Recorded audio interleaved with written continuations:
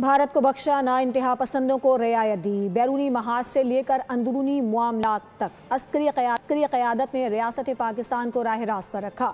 ये एतराफ़ मारूफ अमरीकी मैगज़ीन दी डिप्लोमेट की जानिब से सामने आया, जो पाकिस्तान की अस्करी और सियासी कामयाबी का मुंह बोलता सबूत है।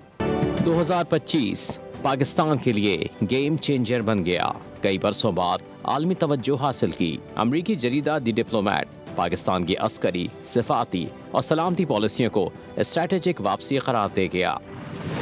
पाकिस्तानी अस्करी क़यादत ने इंतहा पसंदी के खिलाफ वाज़ेह रियासती मौक़िफ़ इख्तियार किया। जिहाद के ऐलान को सिर्फ रियासत का इख्तियार करार देना एक अहम संग मील रहा।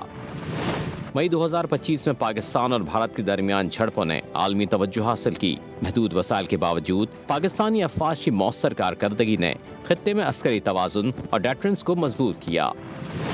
इस पेशरफ्त के बाद पाकिस्तान और अमरीका के ताल्लुकात में बेहतरी देखी गई, जबकि मशरक़ वस्ती में खुसूसन सऊदी अरब के साथ दिफाई ताउन ने पाकिस्तान के इलाकाई किरदार को मज़ीद मुस्तहकम किया।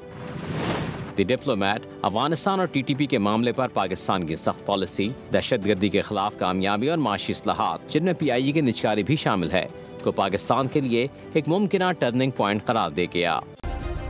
सब्सक्राइब करें और बेल दबाएं ताकि कोई खबर रह न जाए।